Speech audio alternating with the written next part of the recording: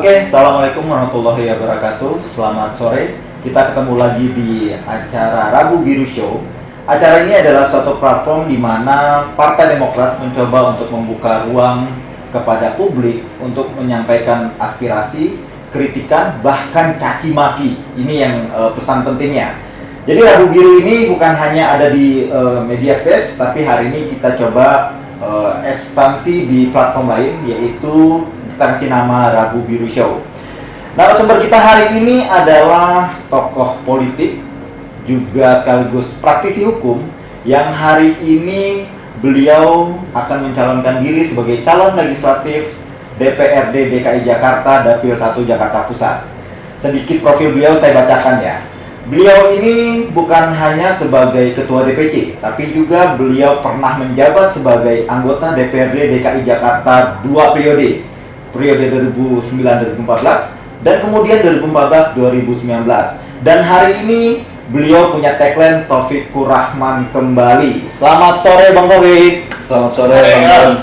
Sehat? Alhamdulillah. Wah, ini politik kita ini semakin memanas nih Bang. Yes, betul. Dinamikanya semakin bergeser ke sana kemari, dan setidaknya ada dua isu sentral hari ini yang sedang berkembang. Apa tuh? Yang pertama terkait dengan isu penundaan pemilu. Oke. Yang kedua adalah terkait dengan isu proporsional terbuka atau tertutup yang sekarang masih gonjang-ganjing di Mahkamah Konstitusi, Bang. Oke.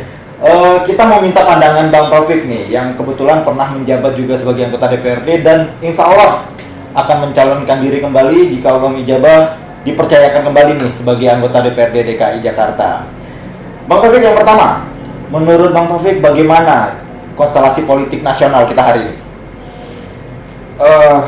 Saya ngelihat konstelasi politik kita carut marut ya. Artinya banyak sekali kepentingan-kepentingan besar yang sepertinya coba untuk mengatur segala sesuatu di negeri. Betapa hari ini kita melihat kekuasaan itu benar-benar menunjukkan jati dirinya, di mana apapun yang katakanlah bertentangan dengan penguasa hari ini itu cenderung akan dilibas. Keseharian kita melihat sepertinya hukum itu benar-benar menjadi alat kekuasaan. Hukum jadi tajam ke bawah, tumpul ke atas, tajam ke lawan dan tumpul ke kawan. Dan Tajam ke lawan, tumpul ke kawan. Ini Yes. menarik banget nih. Kita coba elaborasi lebih dalam. Bang Taufik, ini kan ada isu yang sangat mungkin untuk teman-teman partai politik, bahkan untuk para kandidat anggota legislatif. Dua isu sentral ini cukup menarik untuk kita diskusikan. Yang pertama saya mau tanya ke Bang Taufik, ini terkait dengan isu penundaan pemilu. Pandangan Bang Taufik itu seperti apa, Bang? Ini pandangan apa ya? Penundaan pemilu ini menurut saya hal yang sangat ngaco ya. Yang paling utama dia bertentangan dengan konstitusi kita, bahwa konstitusi kita mengamanatkan bahwa pemilu harus dilakukan setiap 5 tahun sekali. Dan yang mengkhawatirkan justru wacana penundaan pemilu ini muncul dari kubu kekuasaan yang hari ini sedang menjabat. Nah, menurut saya ini nggak benar gitu ya. Ini akan merusak tatanan dan mencederai demokrasi itu sendiri. Nah, tapi begini Bang, isu penundaan pemilu ini kan sebelumnya hanya sekedar wacana. Ini dari elit-elit kekuasaan ini mencoba melempar isu kemungkinan lebih baik ditunda deh pemilunya. Tapi faktanya hari ini Pengadilan Negeri Jakarta Pusat berdasarkan gugatan dari salah satu partai politik itu mengabulkan, dan salah satu poin pentingnya adalah meminta KPU untuk memberhentikan tahapan pemilunya dan mengulang. Menurut Bang Taufik bagaimana itu? Ini saya nggak tahu ya. Ini Hakim Pengadilan Negeri Jakarta Pusat ini dulu sekolahnya di mana nih, sekolah hukumnya ya. Artinya ya kalau kita ngelihat secara sederhana aja ya, ini kan perkara-perkara perdata kan, antara partai politik, satu partai politik dengan pengadilan gitu ya. Dengan KPU Ya, sebagai penyelenggara. Iya. Harusnya putusannya hanya menyangkut ke satu partai politik dan KPU. Tapi hari ini kita melihat putusan yang ada jadi berdampak terhadap seluruh partai yang akan menjadi peserta pemilu, yang sudah ditetapkan sebagai peserta pemilu, dan berdampak kepada seluruh rakyat Indonesia. Karena bunyi putusan itu jelas gitu loh, bahwa akan ada penundaan sekian tahun, sekian bulan, sekian hari.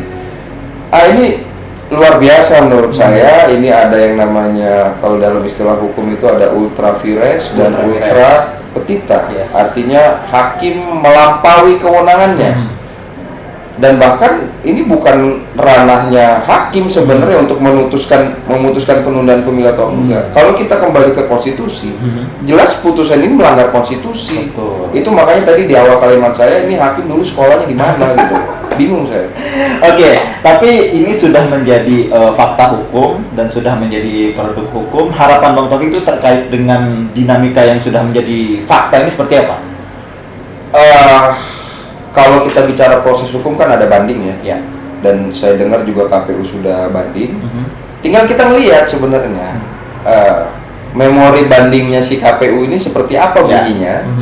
Dan saya harap itu nanti dibuka ke publik supaya publik juga bisa menilai dan mengkritisi memori bandingnya si KPU ini seperti apa. Jangan sampai nanti memori bandingnya ngaco-ngaco juga, ya kan? Kalau sampai nanti memori bandingnya ngaco-ngaco juga, ya dugaan kita menjadi jelas bahwa sepertinya ini ada tanda kutip penyelewengan, upaya untuk menunda pemilu. Memang agak susah ya kita kalau ngobrol sama mantan aktivis 98 yang biasa pegang megafon di atas mobil komando. Jadi pandangannya agak sedikit ekstrim ya, tapi itulah menariknya dunia politik yang diisi oleh kaum aktivis. Saya Bang Don, dari awal itu sempat berpikir ya, tahun 2023 ini akan terjadi yang namanya turbulensi politik. Wow, turbulensi politik. Itu feeling saya ya. Nah, setelah kemarin keluar putusan dari Pengadilan Negeri Jakarta Pusat, saya jadi berpikir, oh jangan-jangan ini terafirmasi jadinya ya. Jangan-jangan ini menjadi pintu masuk, menjadi penanda dimulainya turbulensi politik itu. Nah, kita nggak tahu putusan nanti berikutnya apa dari pengadilan di tingkat banding, di tingkat kasasi, atau bahkan di tingkat PK. Kalau sampai nanti di ujungnya benar itu semua putusannya penundaan pemilu, ini kan menjadi dasar bagi presiden betul. untuk katakanlah mengeluarkan apa produk hukum apa misalnya. Dekret misalnya. Dekret kah atau perpu lagi kah? Ini kan ngeri gitu. Iya. Artinya jangan sampai ini malah justru menjadi bola liar. Dan kita harap memang ke depan semua elemen pro demokrasi untuk bersatu bergabung untuk kita sama-sama merapatkan barisan. Jangan sampai dugaan-dugaan negatif kita tentang upaya penundaan pemilu ini benar-benar kejadian. Karena ini sangat mencederai demokrasi kita. Bang Taufik, kalau memang narasi yang Bang Taufik sampaikan tadi itu adalah ada keterlibatan invisible hand berarti ya. Sekarang pertanyaan nakal saya nih ke Bang Taufik, sejauh mana sih Bang Taufik yakin ini ada keterlibatan kekuasaan? Jawab nggak ya? Dugaan saya ada. Dugaan saya ada keterlibatan kekuasaan yang membuat hakim menjadi berani untuk mengeluarkan putusan tersebut. Oke, itu catat ini. Ada dugaan keterlibatan kekuasaan di dalam putusan Pengadilan Negeri Jakarta Pusat. Oke, Bang Taufik, kita lanjut ke subtema yang kedua yang tidak kalah menarik terkait dengan alotnya putusan Mahkamah Konstitusi untuk menetapkan permohonan yang menguji proporsional terbuka dan tertutup. Menurut pandangan Bang Taufik yang dulu pernah ikut di pemilu secara langsung dan terpilih dan hari ini juga akan mengikuti konsentrasi yang sama, pandangan Bang Taufik seperti apa? Saya ini ikut pileg pertama kali itu tahun 2009, kemudian terpilih dan dapat kursi.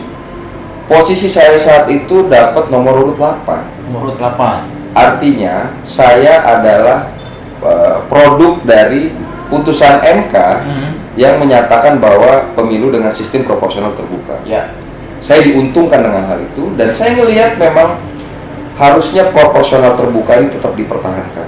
Karena ini secara substansi memberikan kebebasan bagi rakyat untuk memilih siapa wakil-wakilnya, siapa caleg-caleg yang paling berkualitas, yang kemudian dianggap bisa mewakili dirinya ada di parlemen. Nah, dengan tertutup kan itu tidak terjadi.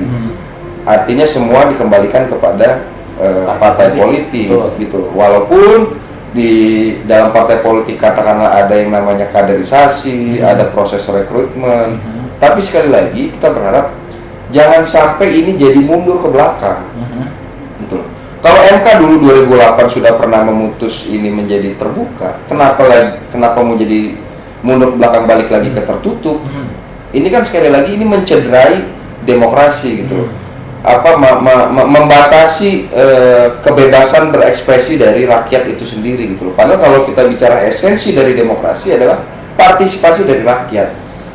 Kita khawatir dengan pemilu sistem tertutup ini justru partisipasi rakyat jadi lebih rendah gitu loh, dan harapan kita partisipasi justru lebih tinggi. Kenapa enggak misalnya ke depan kita membahas wacana tentang compulsory voting misalnya, artinya memilih itu bukan lagi menjadi hak tapi kewajiban. Selama ini kan kita sering dengar hak memilih dan hak dipilih. Nah, kita kepengen kewajiban memilih dan hak dipilih gitu loh. Artinya kenapa?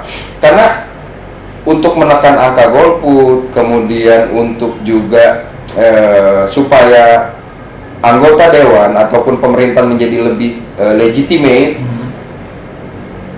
kita bisa menghitung dari angka partisipasi masyarakat pada saat pemilu. Nah, di beberapa negara kewajiban memilih ini sudah dilakukan. Yang paling dekat itu di Australia, itu tingkat partisipasinya itu sampai 96% ke atas gitu. Dan kalau mereka tidak datang ke TPS untuk mencoblos untuk memilih, itu dianggap dia merugikan negara. Kenapa saya bilang merugikan negara? Berarti ada konsekuensinya dong? Iya dong, kan pada saat setiap kali kita mau pemilu kan kertas sudah dicetakin sesuai jumlah DPT, daftar pemilih. Tinta udah dibeliin juga. Disediakan. Ketika kertas tidak dipakai, tinta tidak dipakai, secara substansi kan artinya negara dirugikan. Nah, artinya orang ini merugikan negara. Nah, di negara-negara yang sudah menerapkan compulsory voting, orang yang nggak datang ke TPS pada hari pemilihan itu kena sanksi, kena denda gitu loh. Dan dendanya bertingkat sampai ada yang denda dengan uang, mereka harus bayar gitu. Kira-kira begitu. Jadi itu satu ide yang saya pikir mungkin perlu kita coba edukasi kepada masyarakat bahwa di event pemilu tidak hanya berbicara hak, karena ini terkait dengan kebijakan nasional ataupun kebijakan daerah terhadap orang yang akan terpilih nanti. Ini terkait dengan legitimasinya.